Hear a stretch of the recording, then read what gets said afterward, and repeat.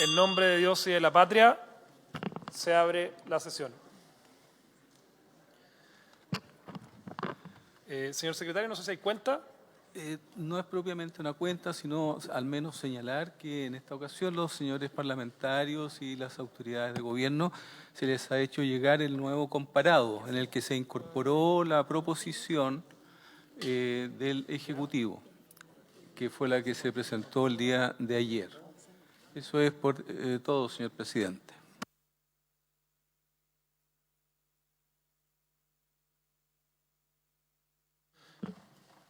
Gracias, señor secretario. Les pido a los señores parlamentarios, señor superintendente, señor ministro, señor senador Juan Luis Castro, a los amigos de la prensa también, que podamos tomar posición, orden, para que tengamos una sesión lo más ordenada posible.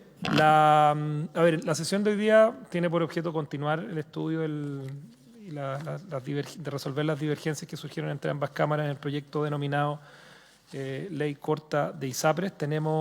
Entiendo que tenemos conectado, está presente, si usted me aclara, secretario, a la CMF, que entiendo que fue parte de las sugerencias que se hicieron ayer para seguir resolviendo en esta materia. No sé si lo tenemos ¿Se va a conectar, secretario? Se están conectando. No sé si le parece a la comisión que partamos con la CMF, después le otorgamos la palabra al superintendente también y a la ministra para que puedan continuar con algunas aclaraciones de cifras, y podemos comentar también la presentación de la CMF. Así que si tenemos ya conectado la CMF, procedemos inmediatamente, y si no, suspendemos un segundo antes de que se puedan conectar. Senador Castro. Sin perjuicio de la metodología, recordar que ayer solicitamos algunas gestiones y aclaraciones, que tuviéramos la presencia de la CMF. El presidente de la corporación lo pidió, me parece razonable para efecto de los análisis contables que van a tener distintas ISAPRES. Segundo, el análisis de impacto de cartera respecto de excedentes que existían a pagar al 1 de diciembre del año 22. ¿Qué población y qué monto de excedentes deben devolverse y por lo tanto se les disminuye en el plan de devolución a esa población? 3, ¿cuál es el efecto del reajuste de la prima del 10% comparado al precio que pagaban las personas a julio del año 2023, que es la norma que se propone en el texto del Ejecutivo, cuya simulación no está a la vista, para que los distintos casos al respecto sean compatibles con el propósito, que es justamente que nadie quede peor que como estaba antes, desde el punto de vista del escenario?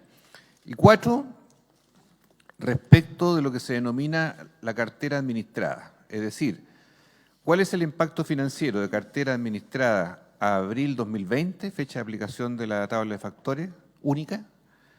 ¿Cuál es el efecto de la aplicación de tabla de factores al momento de la implementación de la circular de la superintendencia, o sea, con cartera eventualmente puesta a mayo 2024, por darle botones de muestra de escenarios que tienen que ser precisados y aclarados en su efecto financiero?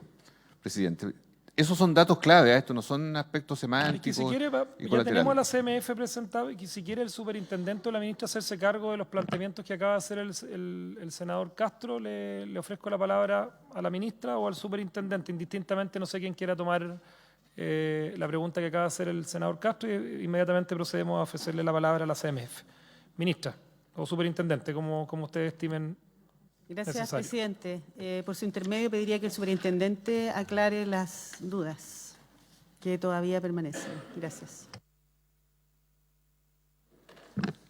Sí, hay algunas cosas que todavía me gustaría clarificar en el transcurso también de la sesión, si me permite, con el senador Castro, para poder ir respondiendo, si no inmediatamente, también dentro de la mañana, aquellas cosas que quizás no haya entendido yo correctamente. Pero bueno, en términos generales, ayer estaba consultando el senador Castro cuántos contratos con deuda habían abandonado su ISAPRE entre noviembre del 2022 y noviembre del 2023, y debemos clarificar que los contratos que son beneficiados o que se les genera alguna deuda a noviembre del 2022 son prácticamente 660.000 contratos, ¿ya? Si nosotros analizamos la cartera a noviembre del 2023, para poder ver la movilidad en 12 meses, esto llega a 561.000 contratos. Hay aproximadamente 97, 98.000 contratos que se han ido del sistema, pero que igual se computan con una deuda que está ya parada, que no se sigue contando, sino que se contabiliza hasta el momento en que ellos abandonaron el sistema. Todos estos son contratos posteriores que estaban vigentes después del fallo. Esto es importante decirlo porque todas las personas que se fueron antes de noviembre o del 30 de noviembre, del 2022 no entran dentro de las sentencias, sino que son todos aquellos contratos vigentes al momento de la sentencia. Pero también ha existido esta movilidad que es del orden del 15% menos, ¿ya? Eso obviamente también tiene un impacto en el momento en que uno actualiza la deuda, porque efectivamente esta se paralizó en el caso de aquellos contratos que ya se fueron. Pero está considerado en el monte que usted dio a conocer el día... ¿Cuándo fue? Efectivamente, esta movilidad de nosotros... Por eso cuando uno ve la actualización, para algunos puede significar harto, pero para otros poco, digamos, porque por lo que explicaba yo el otro día, de cómo se había calculado la deuda, más aún cuando el cálculo inicial se daba cuenta de 18 meses y ha pasado bastante más que eso, entonces algunos podrían haber esperado una deuda mayor, pero precisamente esta movilidad que frena el crecimiento de la deuda es la que también, dentro de otras cosas, van explicando cómo se va precisando entonces esta deuda, ¿ya?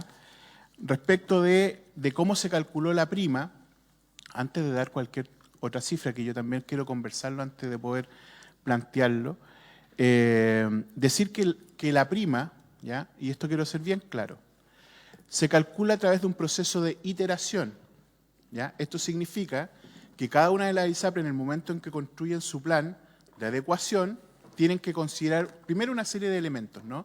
Entre otros aquellos elementos de contención de costo que le estamos pidiendo que agreguen. Por ejemplo, 10% menos de gasto de administración y venta, la comercialización y el pago de planes vía GRD o PAD, que va a significar una disminución en los costos en las prestaciones.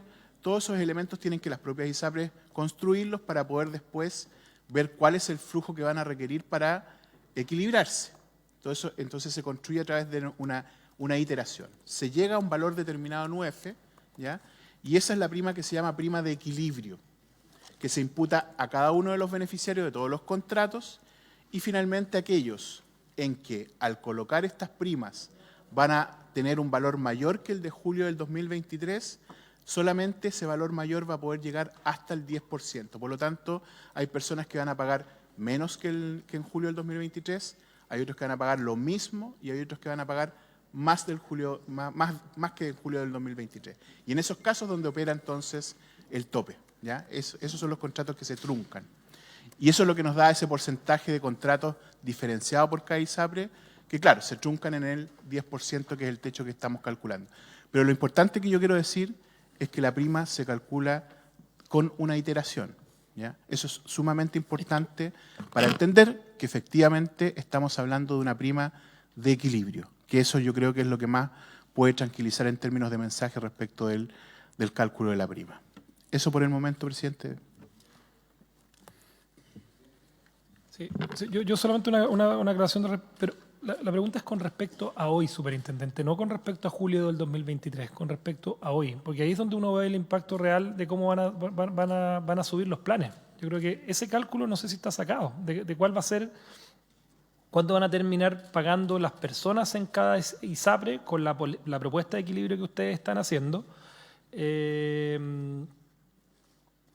O sea, ¿a cuánto equivale ese aumento respecto a lo que respecto de lo que pagan hoy, no respecto a lo que pagaban en julio del 2023 a la fecha del fallo? Por eso creo que esa aclaración es bien importante, porque además es lo que conceptualmente nos va a significar el repudio de los usuarios del sistema cuando vean que estamos solucionando, comillas, un problema de deuda, pero están finalmente subiendo sus planes. Yo creo que esa es la pregunta de fondo que subyace, es la pregunta que hace el senador Castro.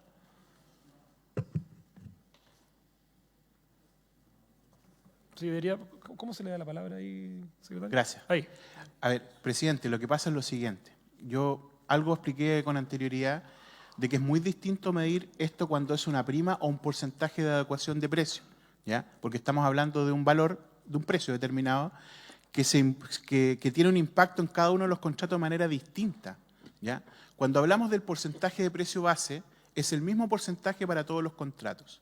Cuando hablamos de una prima, esta prima impacta de manera diferenciada en cada uno de los contratos, por lo tanto es evidente que no tenemos hoy día el cálculo respecto de ello. Ahora, hay que considerar además, primero, que todos los contratos tuvieron una rebaja también distinta, dependiendo cada una de las ISAPRE, producto de las sentencias GES. En segundo lugar, todos los contratos tuvieron un alza producto de la adecuación precio-base del mes de marzo. Luego, tuvieron una rebaja aquellos contratos, no todos, que tenían menores de 2 años, ¿ya? Pero que además se compensaron con una alza en la totalidad de los contratos producto de la prima de menores de 2 años, que prorrateamos efectivamente esa diferencia o esos menores ingresos. Además, si pudiéramos calcular a la fecha de hoy, tampoco sería exacto, porque todavía debiéramos imputar la rebaja respecto de la tabla única de factores, que no impacta a todos los contratos con tabla, sino aquellos con tablas antiguas y que como resultado no sube, sino que baja el valor. Por eso es que tomamos una decisión de poner un piso más bien objetivo y conocido que permita facilitar la comprensión de la comparación de precios, porque efectivamente ha habido un tren de alzas y bajas que genera una confusión y es muy difícil de sostener un techo con una variación tan permanente y además con un impacto tan distinto entre un contrato y otro. Por eso, presidente, que hemos utilizado esa fórmula, no hay otra razón más que esa. Perdón, y como decía recién, no significa que haya un alza de un 10%. ¿Ya? Eso es el techo para cortar el alza en aquellos contratos que van a subir por sobre lo que pagaban en julio del 2023. Señor Castro, usted quería hacer un complemento. Sí, presidente, en cuanto a que pudiera ser muy preciso el superintendente, uno, de cuánta es la población de usuarios y el monto de personas que teniendo planes a abril del 2020, fecha de aplicación de la tabla retroactiva de factores, tenían planes de precio por debajo del 7% y que por lo tanto la cobertura de sus excedentes disminuye la deuda a pagar en el plan de devolución. 1. 2. Me interesa saber que el efecto de esa prima reajustada en un 10%, ¿qué efecto tiene sobre el precio final pagado por los usuarios a julio del 2023? Las personas lo que ven es su descuento de pago final de plan, presidente. Las personas no tienen un desagregado de que una parte del base, otra cosa es tabla de factores, otra cosa es... Las personas pagan un precio de plan. Y por lo tanto, la comparativa que yo solicito es de precio final de plan a julio del 2023, que es lo que viene en el texto, para poder determinar si la población efectivamente va a quedar igual o por debajo de aquella época en lo que pagaban, o pueden quedar por arriba finalmente en su precio de plan, post fallo y post aplicación de reajuste. Y por último, quiero entender este gráfico más en precisión que entregó el viernes pasado el superintendente, que es el impacto financiero mensual de los fallos sobre los resultados operacionales, donde en la tabla, en escenarios benignos, con piso 7%, con gastos de administración y ventas disminuidos en un 10%, un escenario muy favorable para la industria, queda establecido que el impacto de los fallos queda con un neto de menos 39.958 millones de pesos negativo al mes. Por eso pido aclaración, porque esta es la información entregada. Quiero entender exactamente el efecto, porque esto es una información bastante fuerte desde el punto de vista de lo que puede pasar en el corto plazo, dadas estas cifras, con escenarios benignos para el sistema, pero finalmente catastróficos en el resultado final. Gracias, presidente. Gracias al Ejecutivo y después para ir haciendo, y después le vamos a entregar la palabra. Tengo 2 diputados más y después vamos a entregar la palabra a la CMF, pero prefiero que conteste el Ejecutivo. Perfecto. Es necesario que se apaguen los micrófonos que están sin uso. Gracias. Gracias. Sí, presidente, voy a aclarar un punto y los otros 2 voy a dejarlos dentro de la aclaración general. Cuando uno habla de precio final, presidente, está hablando de una parte de lo que pagan las personas, no del total que pagan las personas. Precio final es precio base por la suma de los factores que componen el grupo familiar. Lo que realmente pagan las personas no es el precio final, sino que es el precio pactado, ¿ya? Y a eso se le agrega entonces el precio GES, los beneficios, digamos, que están pactados entre la ISAPRE y las personas, y ahora la prima a menores de 2 años y eventualmente entonces también la prima que podríamos incorporar a propósito de esta alza extraordinaria. Los impactos que nosotros estamos midiendo tienen que ver con el precio que se paga, con el total a pagar. Por eso que se habla del total en realidad descontado, que es lo que se le descuenta a cada una de las personas en el caso que uno sea un trabajador independiente, y lo pactado en aquellos casos de los trabajadores independientes o cotizantes que son voluntarios, ¿ya? Estamos hablando respecto de lo que la gente entonces desembolsa. Ese es el piso para poder calcular el techo. No es el precio final calculado, que es una parte del plan complementario. Última precisión, porque tenemos varias palabras y si no nos vamos a enredar, senador. Así que...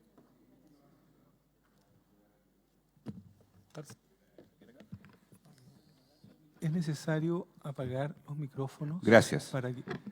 Yo lo que quiero consultar es cómo puede corroborar y si puede garantizar aquí, en sede parlamentaria, que respecto de lo que indica precio pactado final o pagado por las personas, que ese precio final, producto de todos los fallos en aplicación y del reajuste, en régimen, después de esta ley corta, quede menor o igual al que pagaban a julio del año 2023. ¿Cómo se garantiza aquello? Eso es lo que yo quiero corroborar acá formalmente con el regulador.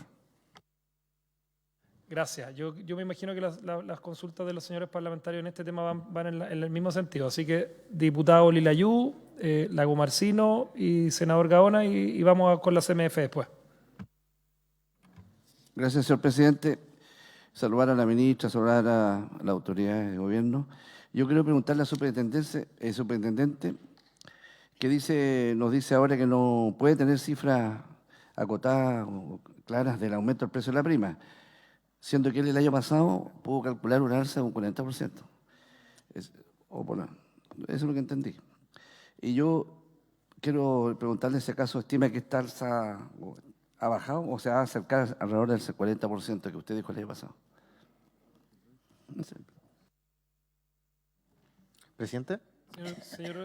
Diputado Lagomarsino, senador Gaona y después al superintendente. Yo quería hacerle una propuesta más que todo procedimental, producto de que yo me imagino que durante las votaciones, cuando lleguemos a artículos que nos generan dudas, vamos a poder ir aclarándolas. Entonces, ¿por qué no? Entiendo que está esperándonos la CMF, perdimos 20 minutos en que iniciara la sesión, estamos convocados, entiendo yo, hasta las 11:30.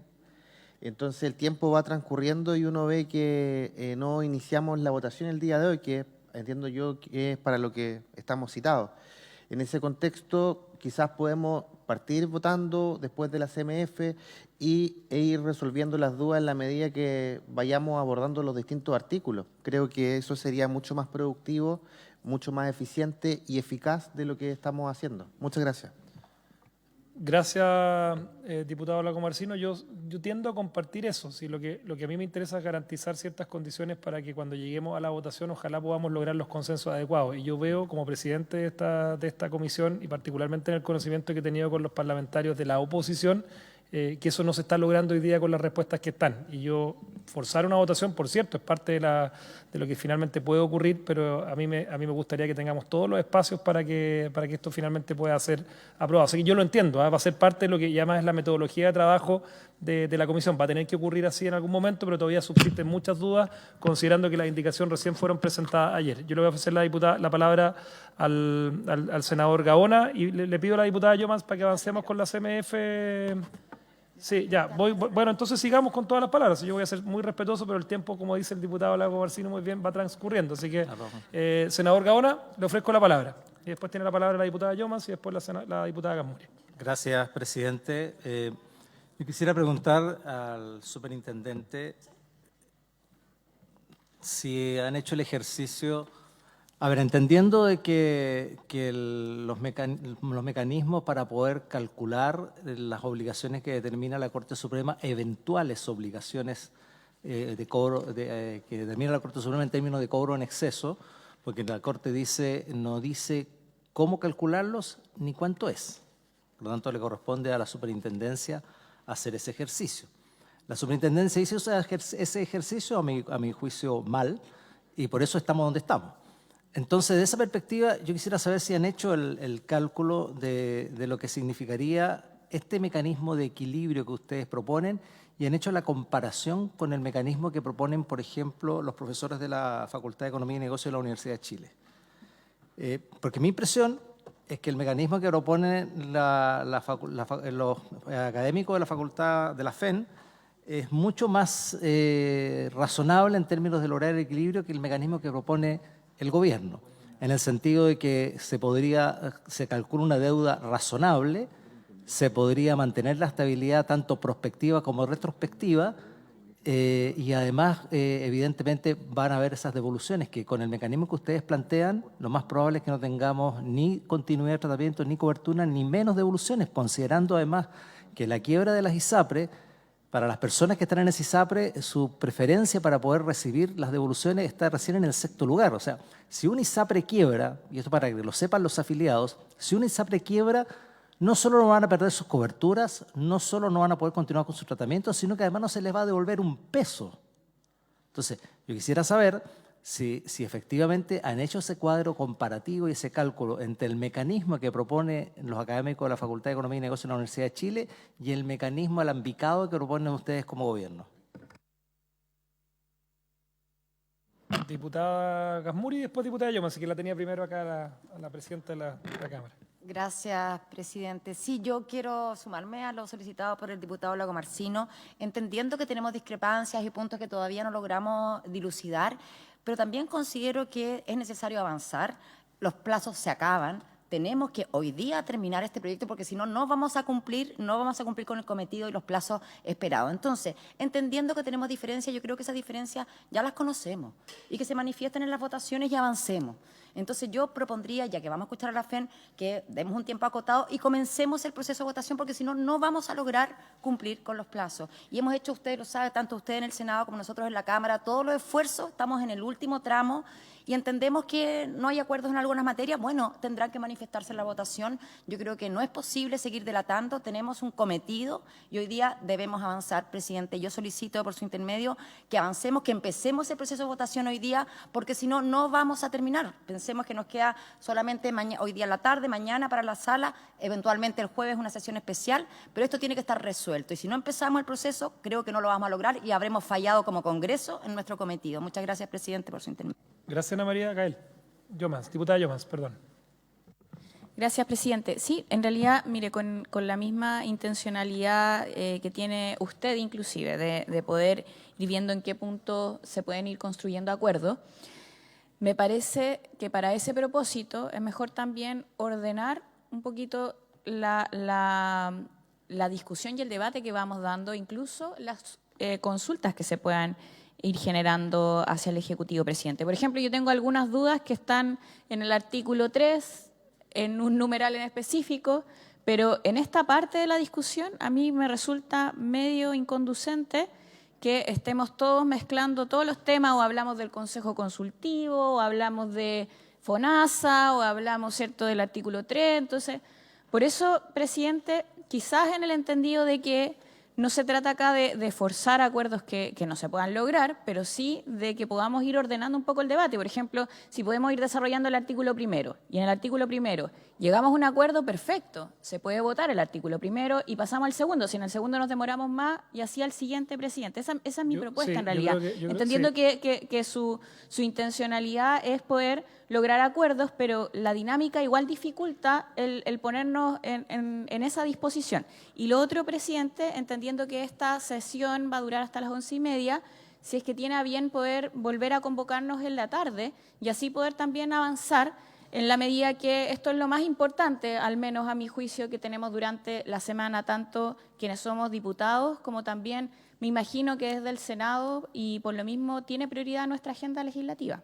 Presidente. Dos cosas sobre yo creo que su propuesta, bien intencionada, tiene dificultades metodológicas que permitirían conseguir un acuerdo en el estado en que estamos hoy día. Usted recordará, diputada Yomans, que las indicaciones fueron presentadas el día de ayer.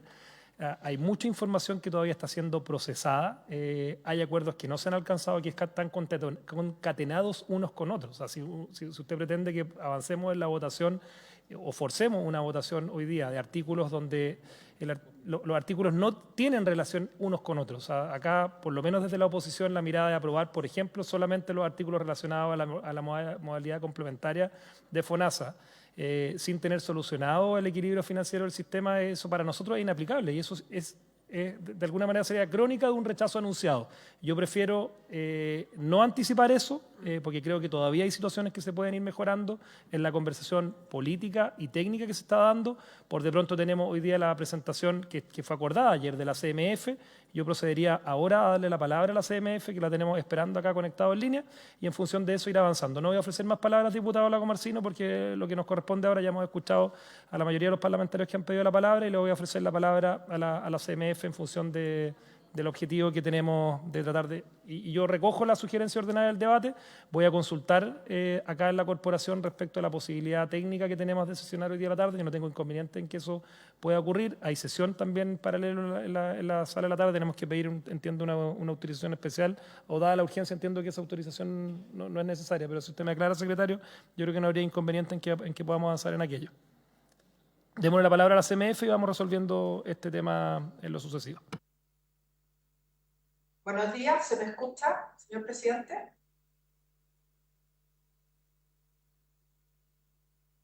Hola, ¿se escucha? Se escucha. Se escucha bien. Ya. Muchas gracias, señor presidente, por la invitación, a todos los senadores y diputados presentes en la sala. En particular, con la pregunta específica que se nos formula, quisiéramos decir dos cosas. Las ISAPRES, la contabilidad con la cual las ISAPRES llevan su información financiera es facultad de la Superintendencia de Salud de definirla. Ahora bien, algunas de las ISAPRES tienen controladores que son emisores de valores, y los emisores de valores en Chile se rigen por la normativa que establece la CMF de acuerdo a la Ley de Mercado de Valores. La normativa contable. Esa normativa contable es la norma internacional que se llama IFRS. Luego las matrices deben hacer sus resultados financieros de acuerdo a esa contabilidad, las matrices emisoras de valores, sea de acciones o de bonos.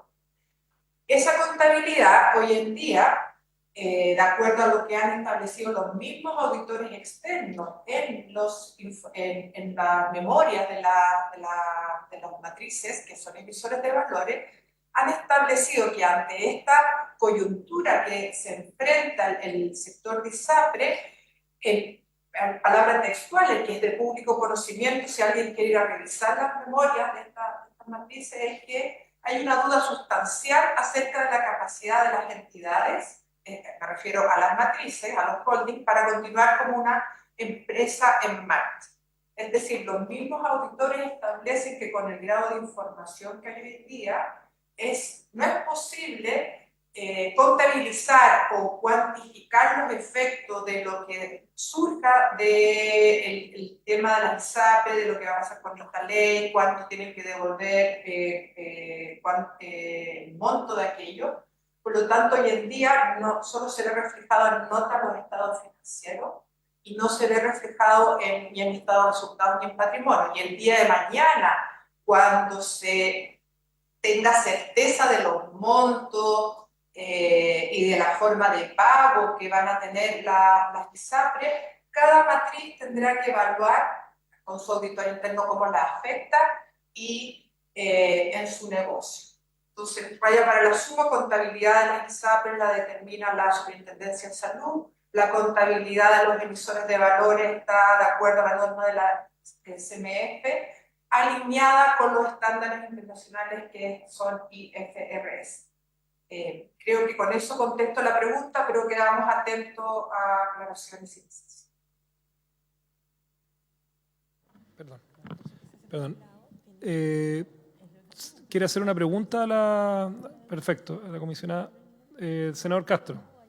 Sí, quiero preguntarle a la comisionada qué ocurre en el cuadro que ella ha relatado de que un análisis contable internacional o de la CMF establezca que el pasivo de determinadas empresas emisoras, ¿verdad?, o holding, que varias de ellas tienen espalda internacional, establezca superioridad del pasivo por sobre el patrimonio y, por tanto, establezca la quiebra técnica.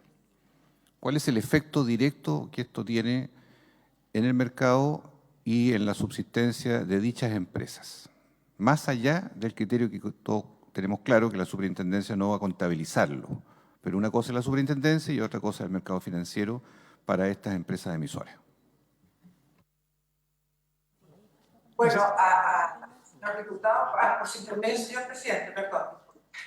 En respuesta a la pregunta del senador Castro, primero hay que establecer que cuando el emisor se encuentre con dificultades, hay que ver cómo van a reaccionar los accionistas de este emisor, porque eventualmente se podrían tomar medidas de forma tal de que la empresa continúe en marcha, es decir, poner patrimonio, básicamente el emisor. Segundo, si es que hubiera dificultades como empresa en marcha de este emisor y si no se decidiera continuar como empresa en marcha, eso no necesariamente lleva a cesar la continuidad de negocio de las ISAPRES. Eso no, si cesa su funcionamiento del holding, no necesariamente cesa el funcionamiento de la ISAPRE.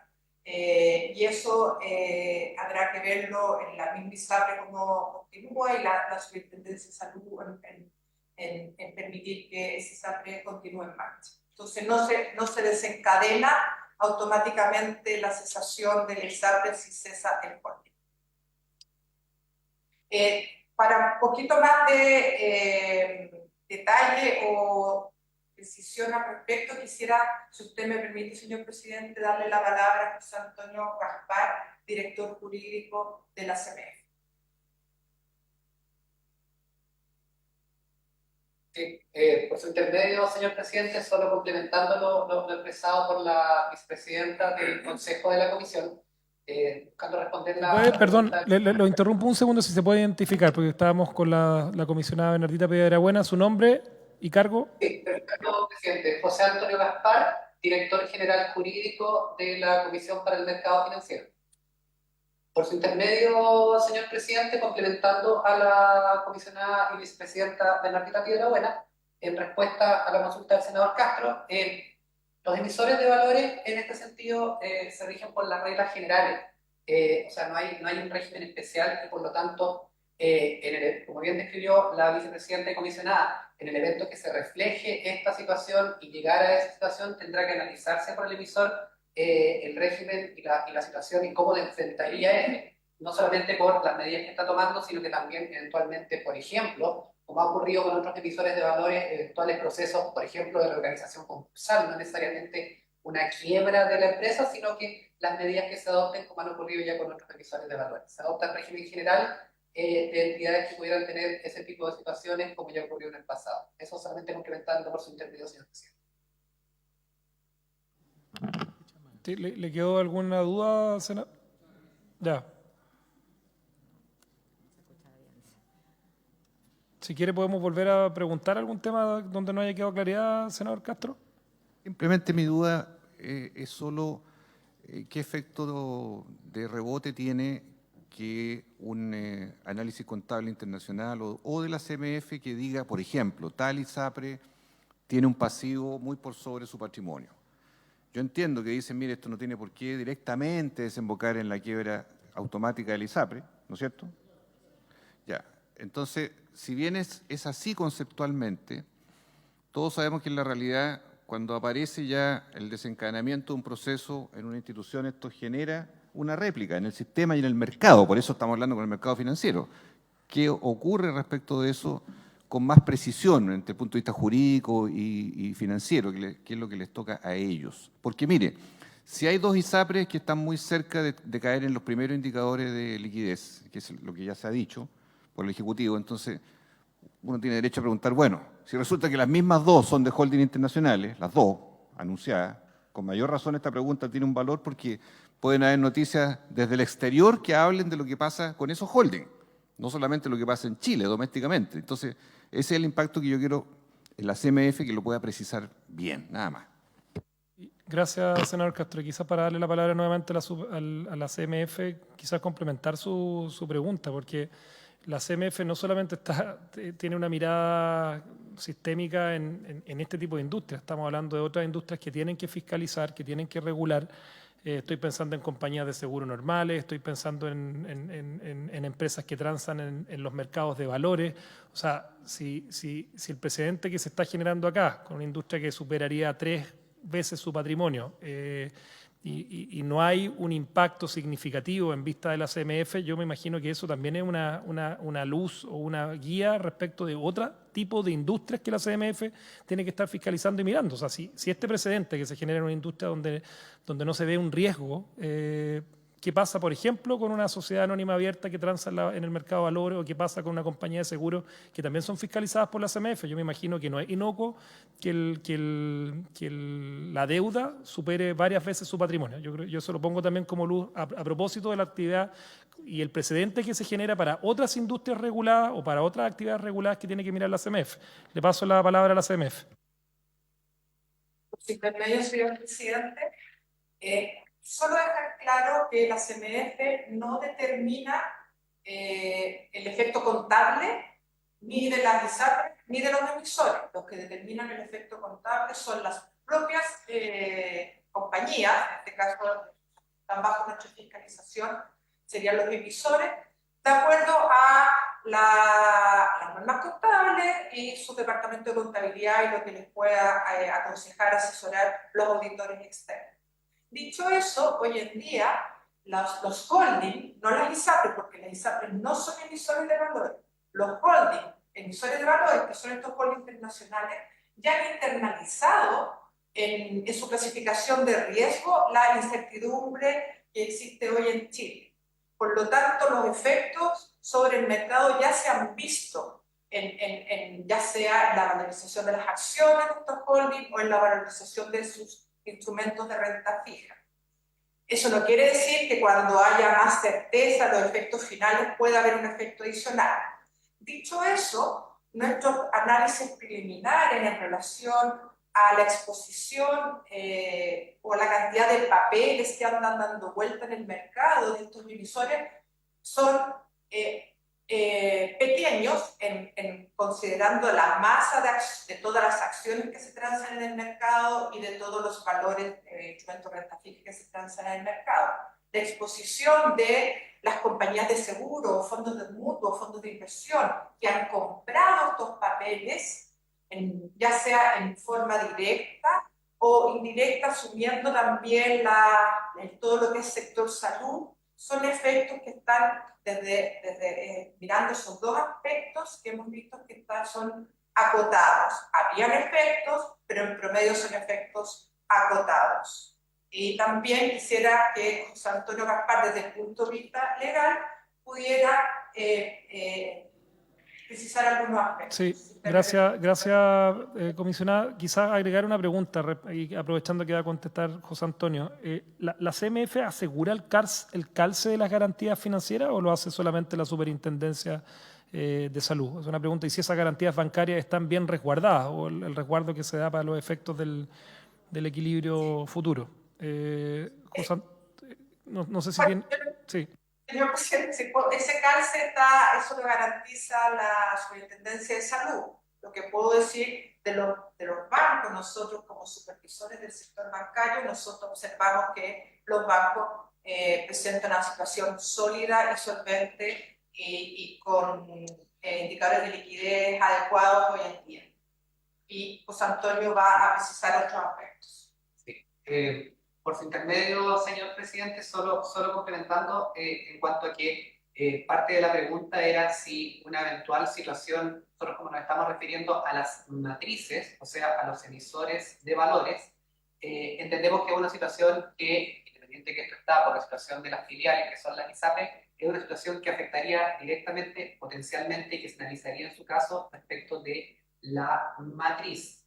Entonces, el análisis ahí, como dijimos, como explicó la vicepresidenta comisionada, en cuanto a ese análisis respecto de cuál sería el impacto acotado que tendría, provocaría los efectos que mencioné anteriormente, de, por ejemplo, una eventual reorganización concursal, si es que llegara a ser el caso, o algún análisis respecto a la situación de su deuda, de su compromiso, a nivel de la matriz, que en principio es un tema distinto que tiene que analizar la Superintendencia de Salud, no tiene un vínculo con respecto a la situación del activo. El activo no se ve abajo impactado por la situación que aquí estamos describiendo, que es la situación respecto del emisor, en el caso que llegara a concretizarse. Ese es el punto que quería precisar por su intermedio, señor presidente.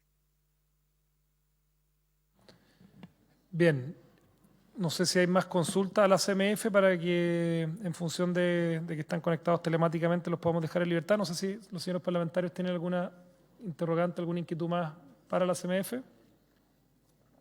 ¿No? Ya. Dejamos entonces en libertad. Muchas gracias a la comisionada Bernardita Piedrabuena, a don José Antonio, y por sus aclaraciones y la posibilidad de haber tenido esta interacción. Gracias a ustedes y hasta luego. Gracias.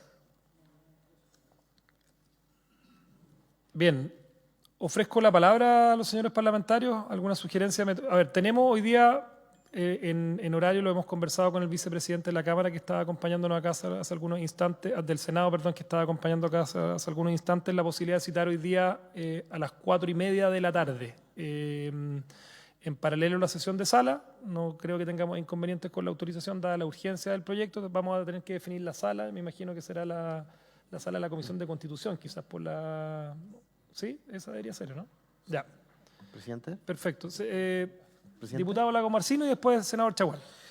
Yo quería pedirle de forma bastante respetuosa a la oposición si pudiera transparentar los puntos en los cuales no hay acuerdo todavía, porque usted plantea que no hay acuerdo y por tanto no se puede votar dada esa falta de acuerdo. Entonces, para buscar allanar el camino y manifestando obviamente la disposición a generar esos acuerdos e incluso votarlos favorablemente cuando corresponda, evidentemente yo creo que me pregunto qué es lo que falta acuerdo el día de hoy. Obviamente fuera de las grandes ideas.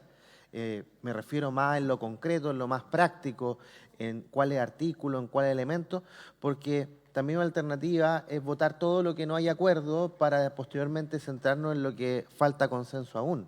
Muchas gracias, presidente. Senador Chaguán. Sí, presidente, primero creemos que era necesario justamente poder citar en la tarde y por tanto creo que debiéramos dar inmediatamente el acuerdo para aquello. Y ciertamente el llamado es a que podamos ir avanzando en los temas que tenemos algunas diferencias, efectivamente, como se plantea. Nosotros habíamos planteado, por una parte, los temas que decían en relación con los mecanismos de pronto pago. Creemos que este es un tema que se ha ido avanzando, que efectivamente genera equilibrio financiero. Eso es un primer elemento. También debiéramos discutir respecto del techo del eventual alza. Eso también es parte de la discusión que tenemos que dar. Las propias ISAPRES las que buscarán mecanismos para evitar la fuga de los afiliados y serán responsabilidad de ellos. Pero por eso es tan importante terminar ahora con las declaraciones de salud para el ingreso de una ISAPRE a otra. Si a un afiliado de una determinada ISAPRE le suben el plan, tenga la posibilidad de irse a otra ISAPRE. Y por eso es tan importante el término de las preexistencias y el término de las declaraciones de salud para no generar ningún tipo de distorsión. Entonces esto es parte de un paquete. Tanto así que esto tiene que ser reforzado con el seguro catastrófico en salud para los pacientes de FONASA, que está en otra comisión que yo estoy presidiendo, y está además con el término, con la necesidad de ponerle discusión inmediata y sacar adelante las indicaciones para terminar con las licencias médicas fraudulentas o falsas. Y eso, 6 meses esperando una indicación, será responsabilidad del ministro Elizalde, la ministra de Salud, pero acá lo que se requiere, efectivamente, la ministra Gelera, acá lo que se requiere es que esas indicaciones lleguen, porque eso es parte de un paquete que le dé sostenibilidad financiera al sistema. Entonces, yo diría que esos son parte de los temas. Nosotros también somos parte partidarios de que acá se cree una institucionalidad técnica independiente de la Superintendencia de Salud, de establecer un rol explícito a FONASA y mejorar la institucionalidad.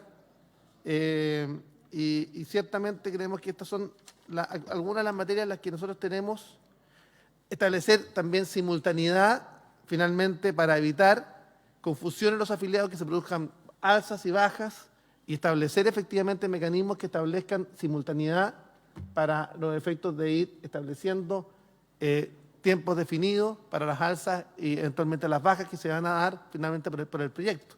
Entonces, eso es básicamente transparentando aquellas materias que hemos estado conversando. Hemos avanzado en varias de estas materias con el Ejecutivo.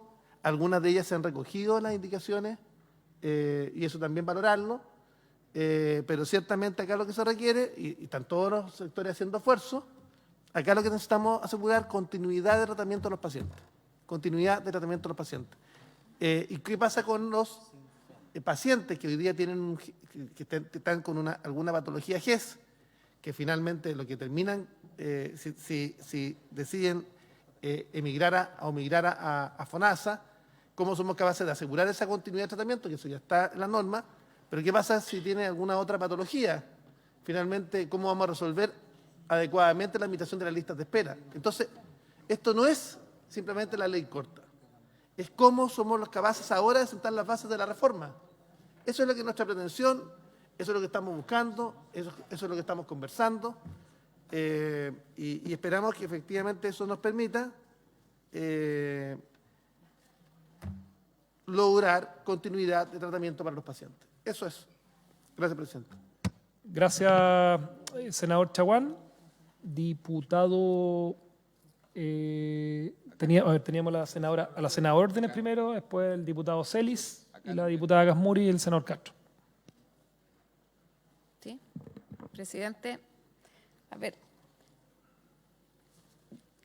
el objetivo de la ley, yo diría que tiene 3 grandes ejes, ¿verdad? Dotar de mayores facultades a la superintendencia para la implementación del fallo. Eso va a requerir fortalecer FONASA y eso pasa por la nueva modalidad que es la MCC y la implementación del fallo. Entonces, eso requiere un punto de equilibrio. Yo le quiero pedir respetuosamente, presidente, que pongamos un orden en la discusión, porque a mí me parece que hablar del tema de la MCC es de fácil resolución.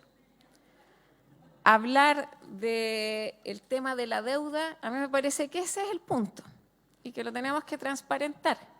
Respecto de eso, al menos en los consensos, en los 2 trámites que llevamos, claramente ya hemos puesto algunas soluciones, que no es fácil. Yo siempre he confesado que para mí no ha sido fácil, pero al menos, y lo digo en términos personales, estoy dispuesta al tema del 7%, al incremento del precio base, voté a favor del ICSA. Entonces, creo que quizás deberíamos ser más didácticos en decir, ya ocurrió un alza por el fallo GES y ahí operó el ICSA. ¿Qué pasó con eso?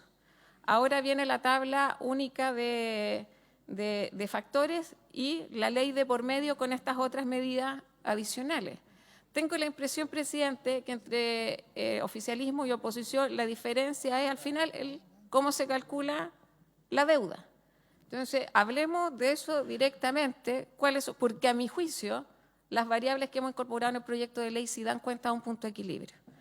Tengo la impresión cuando escucho al colegio médico, a los últimos actores que hemos escuchado el día de hoy, que no se vulnera tanto el equilibrio. Entonces, ahí es donde tenemos la diferencia. Yo le pido, presidente, que ordenemos eso, porque si no, me quedo con la sensación de que se está dilatando el debate y todos queremos entrar al detalle de la deuda. Así que eso de mi parte por ahora. Si estamos de acuerdo en el 7%, si estamos de acuerdo en el 10%, en la contención de costos a través de que es algo propio de la ISAPRE, ahí tendrán que hacer, porque esto se produjo porque hubo un cobro excesivo. O sea, el llamado que hago, estamos todos dispuestos a colaborar. Acá todos nos vamos a comer probablemente una votación que no es del agrado nuestro. Pero si no avanzamos y seguimos dilatando esto, yo siempre he planteado la duda, a mí no me queda tan claro qué pasa si no llegamos el 12 con esto. Entonces, y lo digo porque, y por eso insisto, las diálisis, los trasplantes se hacen prácticamente todas en el sector privado. ¿Qué le vamos a responder a esa familia? Entonces le pido, presidente, que entremos en el debate específico. Veremos cuándo se vota, todavía eso lo podemos decidir, pero el Consejo Consultivo, una figura que perdió relevancia, me parece, el día en los últimos encuentros. Entonces, quizá hay acuerdo en que no insistimos en eso. Me parece que esas son cosas fáciles de despejar y que ahorraríamos un poco de tiempo, dada la urgencia. Muchas gracias, presidente. Diputado Celi y diputada Gasmuri y senador Castro, al final. Gracias, presidente. Yo creo que la idea matriz del proyecto es el derecho al acceso a la salud. Y quiero ser súper sucinto en los puntos que hay que despejar acá. Primero, estamos frente a un sistema privado de salud que de partida hay 300.000 personas que hoy día están en riesgo con sus tratamientos para la continuidad de ellos. Tenemos 300.000 personas que no sabemos cómo van a poder continuar con los tratamientos que hoy día tienen. Segundo, hay cerca de 6 millones de personas que se atienden a través de FONASA, pero que utilizan prestadores privados, a los cuales las ISAPRES les deben sumas millonarias y es muy probable que puedan quebrar. Es decir, tienen una relación directa con la deuda de las ISAPRES. ¿Y qué es lo que queremos hoy día? Que se pueda despejar o de alguna manera precisar. Uno, respecto al precio promedio del plan que pagan hoy las personas, no en julio del 2023. ¿Cuánto terminarán pagando las personas en cada ISAPRE con la propuesta de equilibrio que ha hecho hoy día el Ejecutivo? Eso yo no he escuchado. ¿Cuánto van a terminar pagando hoy día las personas según lo que propone el Ejecutivo? ¿De cuánto será la prima adicional por ISAPRE? Valor absoluto por esta. ¿A cuánto equivale este aumento porcentualmente respecto al precio que pagan por el plan hoy? ¿De cuánto sería este aumento en caso de aplicarse la propuesta de la FEN, tanto retroactiva y prospectivamente? ¿Sería mayor o menor según sus cálculos? No han dado tampoco a conocer la prima. O sea, a lo que yo me refiero, que aquí no se trata tan solo de la deuda de la ISAPRE. La deuda de la ISAPRE conlleva en sí que 6 millones de personas puedan perder el derecho de acceso a la salud y que 300.000 personas puedan perder sus tratamientos que son de un costo que el Estado le es imposible poder solventar. Gracias, presidente. Gracias. Diputada Gasmuri. Sí, muchas gracias, presidente. Yo, en relación, con todo respeto a las observaciones del senador Chaguán, yo me gustaría plantear la reflexión de que creo que no corresponde pedirle a este proyecto más de lo que es, porque este no es el proyecto de reforma a la salud. Y de hecho, en este proyecto está comprometida las fechas para aquello, comprometida las fechas para lo que señalaba, que son temas absolutamente fundamentales. Pero yo pienso que parte del entrampamiento es que estamos queriendo pedirle a este proyecto que dé más de lo que es y que sea parte como la reforma, y eso, sinceramente, yo creo que no es así. Creo que es importante que nos centremos en lo que se trata este proyecto, que es solucionar la crisis provocada por los cobros indebidos de la ISAPRE y los fallos de la Corte Suprema, pero no avanzar más allá. Entonces, porque si nos proponemos meter elementos que ya tienen que ver con una reforma más profunda, es evidente que tenemos que ampliar la discusión y prolongarla y profundizarla. Y hoy día estamos con una fecha clara, que es el domingo 12 de mayo. Entonces, entendiendo que estos son factores relevantes, en este mismo proyecto está comprometido su fecha de discusión. Entonces, yo solicitaría que quizás abandonáramos la idea de pedirle más al proyecto de lo que el proyecto es y que pudiéramos resolver lo que es hoy día y lo que es urgente. Muchas gracias, presidente. Por último, senador Castro, le ofrezco la Sí, palabra. primero algo formal, presidente. Mire, yo no puedo sino discrepar de lo que acaba de decir mi colega Gasmuri, porque, a ver, ¿este proyecto de ley es un mero arreglo financiero? ¿Es solo eso lo que estamos aquí discutiendo? ¿Es solo eso, pregunto yo? ¿Hemos estado un año solo para hacer un arreglo financiero? ¿O estamos agregando normas regulatorias y estamos agregando procesos de reforma para que la ISAPRE entre en un escenario de seguridad social de una vez por todas? ¿Qué queremos, po? Entonces perdone, yo hablo con energía, pero sin descalificar a nadie, pero aquí estamos para otra cosa. Y no es que yo le quiera pedir peras al olmo, quiero precisión, quiero un itinerario claro, quiero certeza para el proceso que viene para adelante. No digo todo de una vez. Dicho eso, quiero proponer, presidente, una moción para que nos reunamos a puertas cerradas, los 10 integrantes de la comisión mixta, ahora, con el Ejecutivo, y veamos el ordenamiento de los puntos efectivamente en que tenemos las mayores diferencias, antes de la sesión de la tarde. De modo tal de que podamos expresar un conjunto de puntos que podamos, ojalá, acercar, precisar, y así llegar con un mapa de escenarios claros de lo que va a ser la votación que podamos asumir y en las condiciones que la vamos a asumir y en el orden que la vamos a asumir. Yo me atrevo a pedir esto en aras de ocupar el tiempo, no en el detalle del público, sino en una reunión reservada, o secreta, como se quiera llamar, pero de los 10 parlamentarios de la comisión mixta con el Ejecutivo, y ahí ordenar la metodología de lo que resta para la sesión de la tarde. Me atrevo a proponer eso en virtud del escenario en que estamos, presidente. Gracias. Diputado Lago Marcino. Muchas gracias, presidente.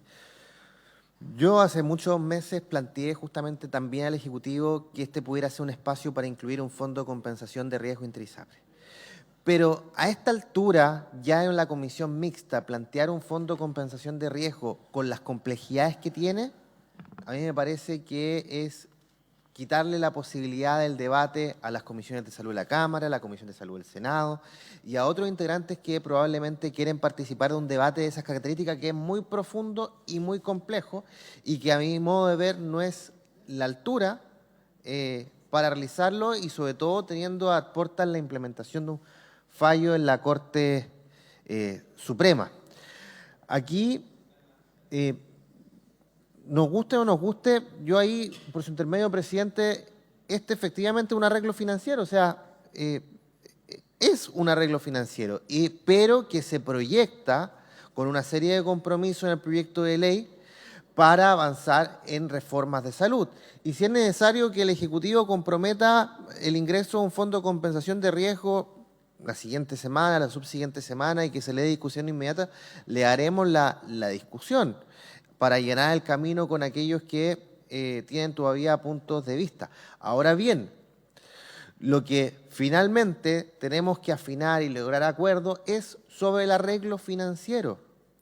Y discutamos en un breve plazo, yo creo que ninguno de los integrantes de ninguna de las comisiones va a oponerse a ello, sino que estamos todos a la disposición. Hace mucho que queremos avanzar en esta materia, hace 14 años que se requiere avanzar en esta materia, pero no lo resolvamos ni saquemos medidas apresuradas. Ya pasó eso en la ley de fármacos 2, donde se llegó a un acuerdo en una mixta que terminó entrampando todo, y ahí está la ley de fármacos 2.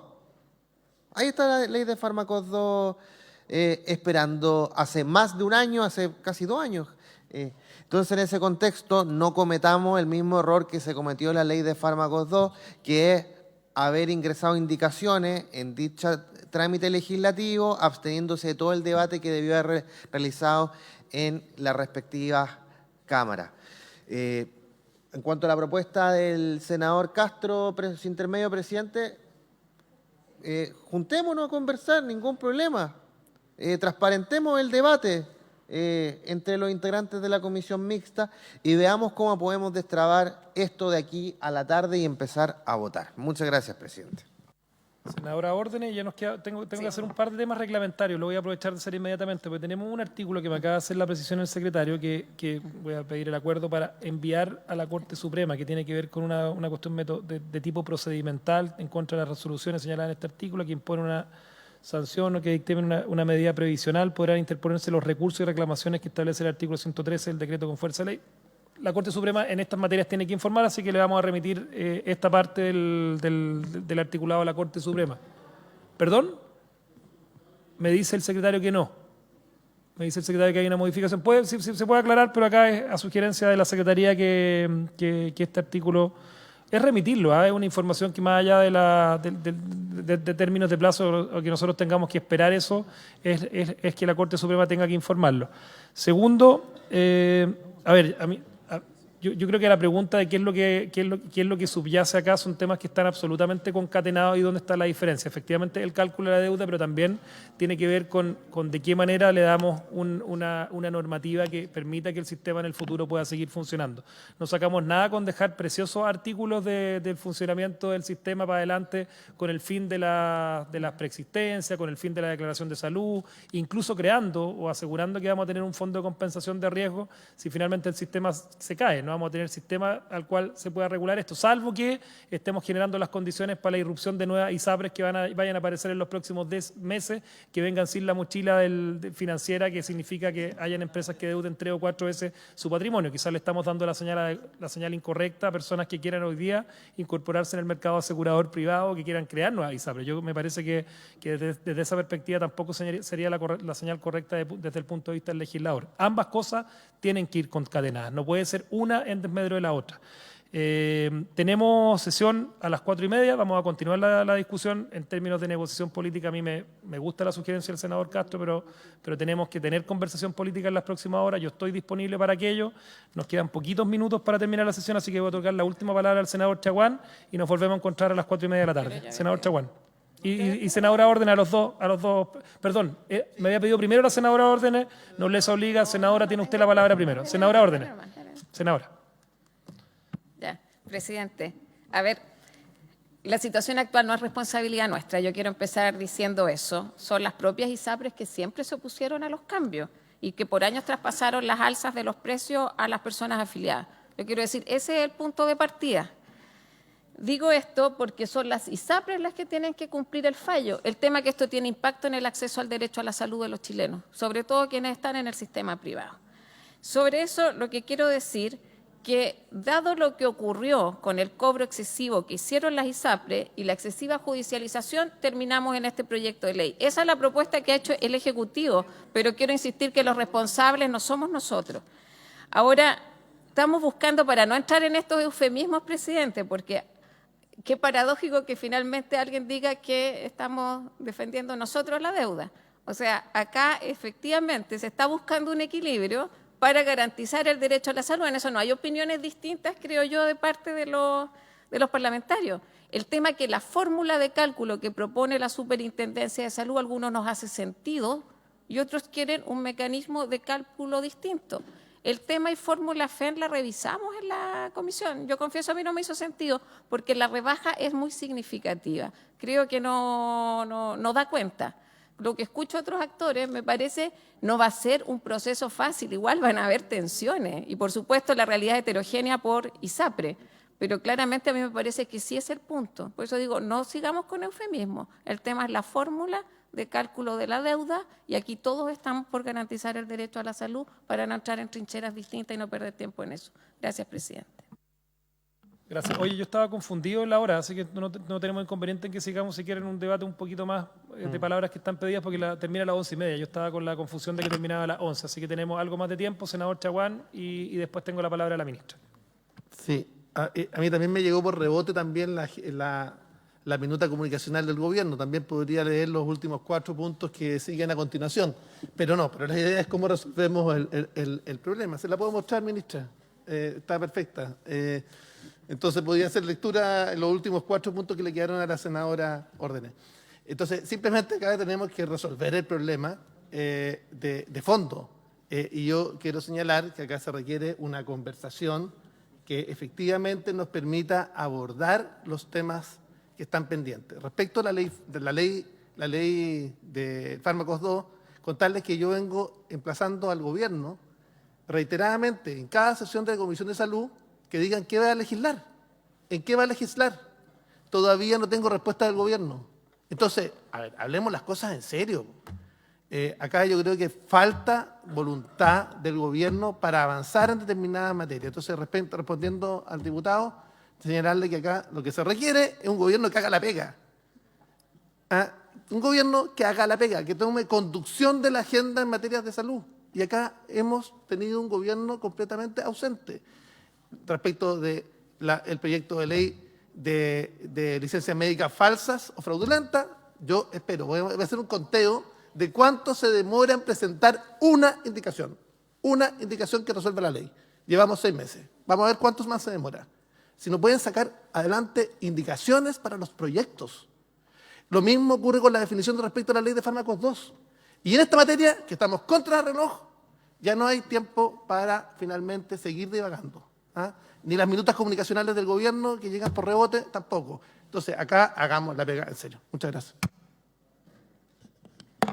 Ministra, por primera vez en Muchas mucho tiempo, gracias. yo solamente un recado, Sí. por primera vez en mucho tiempo hay consenso entre la oposición y el gobierno. Yo creo que eso es uno de lo que puede rescatarse, es que podemos construir un espíritu de acuerdo, de que las aseguradoras privadas, por cierto, el mundo público, tienen que comportarse en una lógica de seguridad social. Y de eso tenemos que ser capaces de convencer también, quizás no a todas, pero a las ISAPRES que puedan estar disponibles para comportarse en una lógica de seguridad social. Yo comparto parte de lo que dice la minuta comunicacional del oficialismo, que también tuve la oportunidad de leerla, y efectivamente acá hay responsabilidad de las propias aseguradoras, pero hoy día, donde tenemos una oportunidad abierta para empezar a funcionar en lógica de seguridad social, no la desaprovechemos, ministra. Así que le ofrezco la palabra.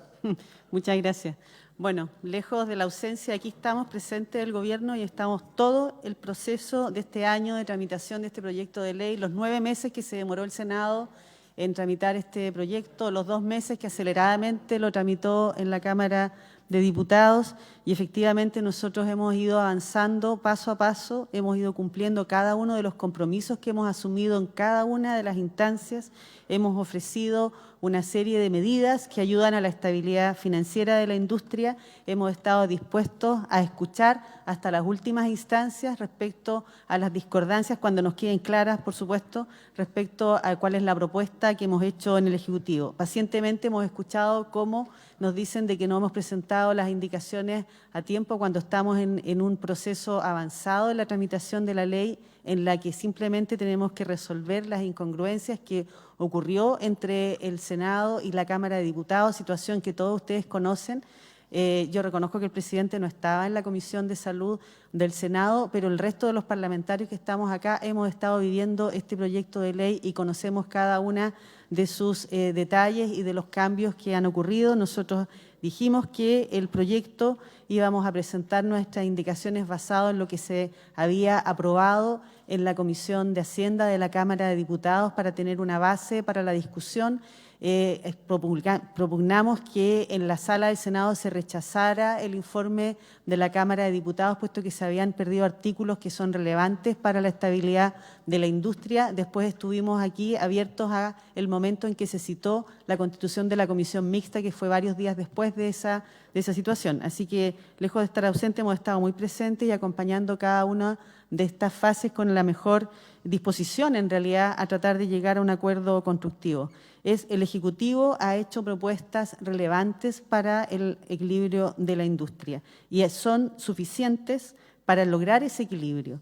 Recordemos que aquí el tema del pasivo es uno de los elementos que es, por cierto, relevante, pero que lo más relevante es la reducción de ingresos hacia el futuro de la industria y que es una reducción sustantiva y que esa reducción sustantiva requiere de una serie de medidas de manera de que la industria logre compensar, mitigar de alguna forma esa pérdida de ingresos producto de la aplicación de las sentencias que tratan de corregir lo que, al juicio de la Corte, fueron prácticas que incumplían con los principios de la seguridad social o que fueron cobros en exceso, como es el caso del GES o como es el tema de la tabla única de factores. Entonces, el tema del cálculo de la deuda es un elemento es un elemento en el cual nosotros hemos estado todo el tiempo dispuestos a incorporar medidas que efectivamente acotan eso dependiendo de las personas que ya han recibido los excedentes, medida que ha caído en distintas votaciones y que nosotros consistentemente hemos repuesto porque tenemos responsabilidad respecto de la estabilidad de la industria. La volvimos a reponer acá y esperamos que tenga el apoyo de manera que efectivamente se logre dar una oportunidad al equilibrio financiero que tiene que ser obtenido, como dije ayer, también con un esfuerzo de la industria. Aquí no es solo el traspaso hacia las personas, sino que la industria tiene que hacer un esfuerzo en lograr ese equilibrio financiero. Aquí se han otorgado plazos. Si no hubiese habido voluntad del Ejecutivo, el cumplimiento de la sentencia sin un proyecto de ley, sin medidas de mitigación, habría significado que el pasivo en cualquiera de los escenarios que ustedes quieran calcularlo supera el patrimonio y por lo tanto habríamos tenido indicadores en rojo y posibilidades de intervenir la industria, cosa que como Ejecutivo responsablemente hemos tratado de ir viendo en el tiempo y dando oportunidades justamente para lograr un equilibrio, como fue, por ejemplo, adelantar el reajuste, el que el cálculo del ICSA en una oportunidad no tuviera el factor ponderador de FONASA, todas temas que han sido complejos y que han sido impopulares y que nosotros por responsabilidad lo hemos impulsado y lo vamos a seguir impulsando justamente en atención a la obligación que tenemos de salvaguardar la prestación de servicios y el derecho al acceso a la salud. Entonces, insistir que el tema aquí más relevante es el tema de los ingresos futuros y que justamente por eso hay medidas como el que el 7% de la cotización, que los planes, futuros y los planes vigentes tengan que adecuarse a la norma de la seguridad social y no pueden haber planes por debajo del 7%, lo que ayuda a la industria, y también efectivamente el que exista la posibilidad de una prima, de una alza extraordinaria, que es una prima que se calcularía por sobre el que tendría una diferencia en relación a lo que las personas pagaban en relación a julio del 2023. Eso se ha explicado en bastante detalle y, sin embargo, como aún quedan dudas, por su intermedio, presidente, le quisiera dar la palabra al superintendente para aclarar una vez más este tema de la prima. Gracias. Por cierto, don Víctor Torres.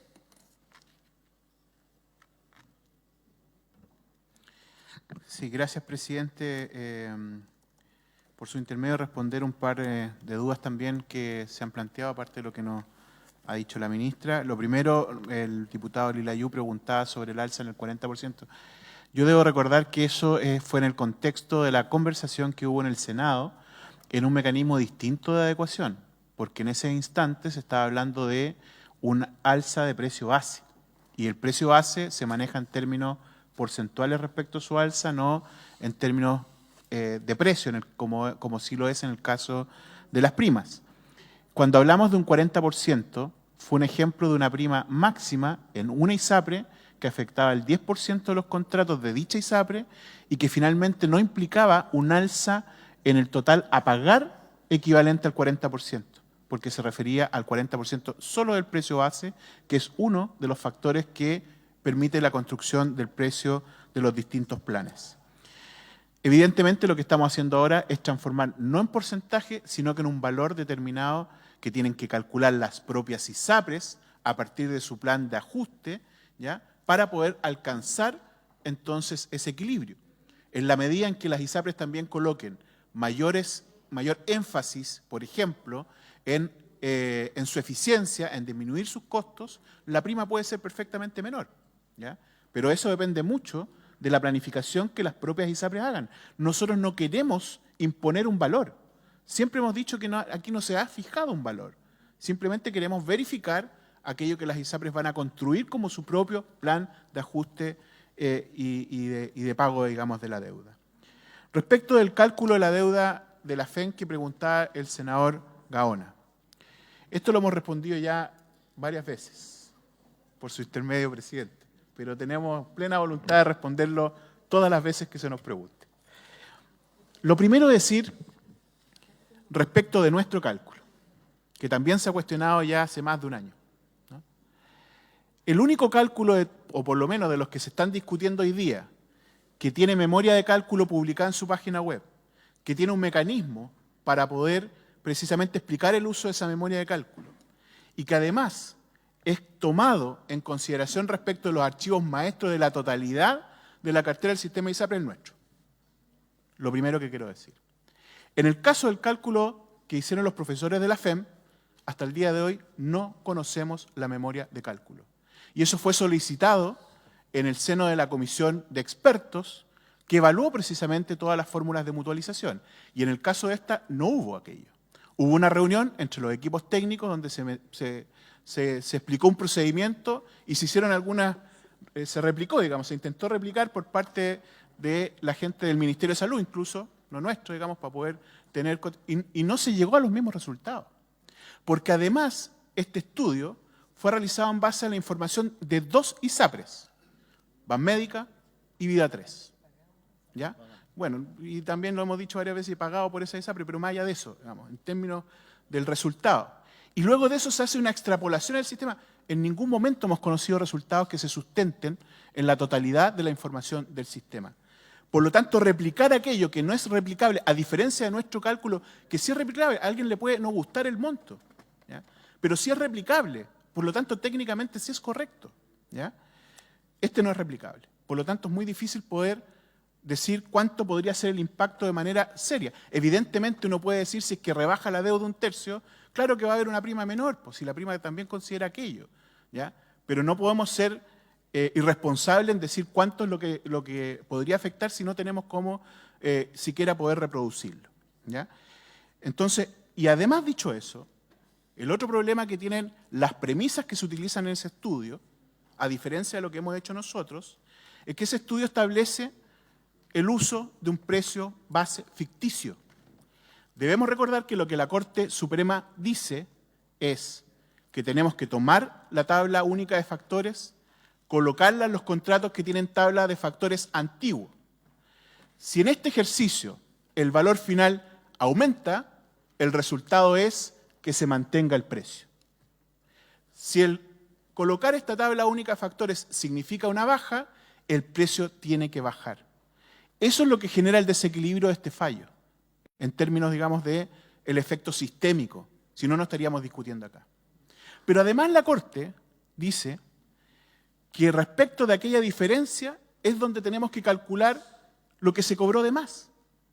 Porque la Corte lo que está haciendo es llevar, ¿ya?, el precio de ese contrato al valor que siempre debió haber sido pagado si la tabla única de factores se hubiese impetrado con anterioridad a la sentencia. Eso es lo que está simulando la Corte y eso es lo que nos mandató la Corte.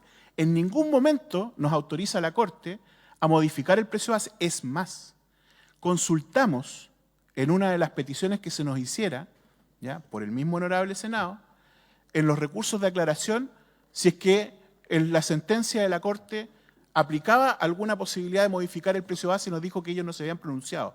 Por lo tanto, ¿ya?, la legislación vigente era la que teníamos que utilizar. O sea, el precio base se calcula de la forma que todos conocemos en el ámbito de su adecuación. Entonces, esta sentencia solo instruye a que nosotros podamos modificar el precio final de aquellos contratos a la baja, nunca al alza, una vez que se coloque la tabla única de factores. Y esa misma diferencia, finalmente, la diferencia que genera aquello cobrado en exceso, y por eso se rebaja, porque si no, no se rebajaría. Entonces, cuando uno aplica un precio base ficticio, en el momento en que la persona reciba su deuda, no va a cuadrar. Me rebajan 10, ¿ya?, porque me cobraron 10 de más, pero resulta que para devolverme, ¿ya?, me están calculando con un precio base más alto y por lo tanto la devolución es menor. Obviamente que en la judicialización la Corte va a revisar aquello. Entonces siempre hemos dicho que en el sentido de responsabilidad el Ejecutivo no puede patrocinar una indicación de esa naturaleza. ¿Por qué? Porque se podría finalmente deshacer parte de lo obrado a partir de la discusión de esta misma ley corta.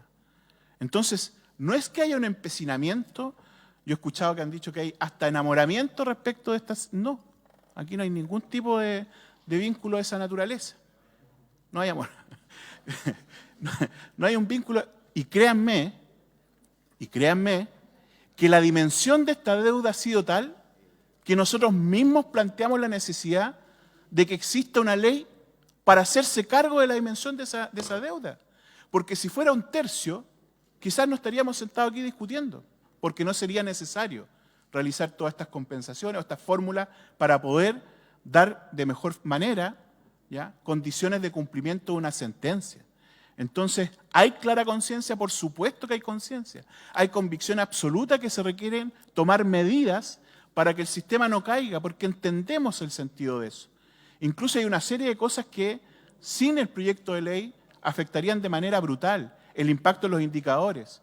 Por ejemplo, ¿qué pasa con el patrimonio mínimo? Son cuestiones de las que se hace cargo este proyecto de ley.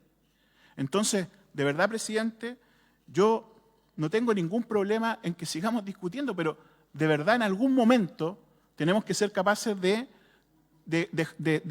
coincidir en qué materias son las que realmente nos permiten, primero, dar cumplimiento a las sentencias, y eso es lo más relevante, y evidentemente de qué manera poder ese cumplimiento no afectar la continuidad de las prestaciones de las personas. Nadie de los que está aquí presente no cree en eso. Yo creo que todos estamos de acuerdo en ello. Y finalmente, para responderle a la diputada, a la senadora Órdenes, el efecto del adelantamiento de la adecuación precio-base permitió un alza real del sistema promedio de 3,3%. Si teníamos una rebaja promedio de un 12% producto del GES, hoy día tenemos la diferencia, hay un 8,7% menos. Por eso que hay pérdida, ¿ya? Por eso que hay pérdida acumulada entre los 3 primeros meses, que yo la mostré del orden de los 13.000 millones de pesos. Eso, presidente. Muchas gracias. Perfecto, entiendo que no hay más palabras solicitadas. Yo solamente quiero hacer una mención respecto de la propuesta de la FENA, que yo no la descartaría como una metodología de cálculo más allá del sesgo que se mira. No estamos hablando de una... Yo ayer tuve la oportunidad, no estoy generando ninguna... O sea, con la transparencia, una llamada telefónica de personas de la FEN. La FEN no es la cuna de las ideas del neoliberalismo, o sea, no es una facultad de economía que uno pueda catalogar como de derecha. Creo que acá había una posibilidad de generar algo diferente, fue validada en su momento por una comisión que fue convocada para tal efecto, así que, y había una disposición de ellos de explicar la metodología de cálculo que el superintendente hoy día señala que no tenía claridad respecto a eso. O sea, si no recibió esa información, yo me imagino que ellos tampoco hicieron bien o correctamente su trabajo de transparentar esa información. Quizás se puede pedir esa información de aquí a la sesión de la tarde y la puedan hacer llegar por correo electrónico. Se la podremos requerir. Senador Gaona, y vamos a levantar la sesión hasta las 4:30. Gracias, presidente. Diputado Lagomarcino. Perdón, diputado y diputada Llama. Dele nomás, senador. Gracias, presidente. Respecto de lo que acaba de mencionar el superintendente, por su intermedio, presidente, yo quisiera que me explicara algunos aspectos relacionados con cuál es el precio base que ellos establecen para ese cálculo de la deuda, porque entendemos que eso corresponde a un número, a una característica o un perfil de afiliado, que no es el perfil del afiliado que uno entendería que debiera tener el sistema. Entonces, quisiera que me explicara un poco cuál es el perfil del afiliado para hacer ese cálculo que ustedes señalan y que establecen en las indicaciones. Porque si el perfil de los afiliados que me establecen es el de varones de 29 a 34 años, obviamente que eso no es un precio real, no es el precio real del sistema. Eso yo quiero saber exactamente cuál es el perfil que han determinado ustedes para calcular ese precio base que da origen a ese cálculo de la deuda que han estipulado y que han reflejado ustedes en el mecanismo que establecen en las indicaciones que han presentado, que han sufrido varias modificaciones, pero que sustenta todavía un cálculo de la deuda que llega a la magnitud de lo que usted señala, que son alrededor de 4 veces el patrimonio de toda la industria. Entonces, por eso quisiera que nos aclarara cuál es el perfil de ese afiliado o cómo establecen ese precio. Diputado Lagomarcino. Presidente, yo siempre hay disposición. Perdón, diputado. Yo he escuchado 10 o 15 veces estas discusiones. Creo yo en el año y 5 meses desde el fallo de la Corte Suprema. La he escuchado probablemente 5 o 6 veces en la Comisión de Salud del Senado, la he escuchado 3 o 4 veces en la Cámara, la he escuchado tantas veces en reuniones que hemos tenido en marzo del año 2023, en la instancia que se nos convocó a senadores y diputados de ambas comisiones de salud. Es decir, yo creo que mantener la discusión en foja cero, como si no hubiéramos discutido más de un año esta materia, a mí me frustra significativamente, me frustra, así lo digo muy, muy desde el alma. Así como también me va a frustrar terminar esta sesión sin haber votado ni un artículo, ni una indicación. Realmente es una cuestión que más allá de lo político me frustra en lo humano, diría yo, porque yo hace no tanto tiempo que ejercía en el sistema de salud donde había que tomar decisiones. Pues, en la urgencia hay que tomar decisiones, no darse vuelta, y siento que nos estamos dando mucha vuelta. Y solamente para agregar un dato, la biblioteca de la Facultad de Economía y Negocios de la Universidad de Chile se llama Andrónico Luksic. Como un dato, como un dato interesante para saber o ponderar la cuna de la cual usted habla, que no es precisamente la cuna de un sector político. Bueno, en todos lados se cuece nada, en todas las universidades se cuece nada. Entonces, yo también creo que más allá de enamorarnos de nuestras propias ideas, que creo que todos venimos con la disposición de discutir, creo que es necesario que podamos avanzar de cara a la ciudadanía, obviamente, y poder empezar a tener respuesta y ponerle rueda a esta discusión. Gracias. Diputada Llomas. Sí, presidente. Bueno, con el mismo ánimo del diputado Lago Marcino, en realidad ya con la desesperanza respecto a esta sesión, pero sí manteniendo que la próxima sesión que vamos a tener en la tarde sí pueda ser un espacio en que avancemos, presidente. Creo que es importante poder tener una estructura de los temas para ir abordándolo, ¿cierto? Y quizás partamos con esa discusión para que ordenemos y que efectivamente tengamos algún producto distinto de dar este debate en círculos que a veces también a mí inclusive me marea un poco respecto a la discusión, presidente. Perfecto. No tenemos... por favor, superintendente, siempre tiene la posibilidad. Gracias, presidente. Sí, para responder la duda del senador Gaona, respecto de cómo se hizo el cálculo nuestro, no se hizo con ningún perfil.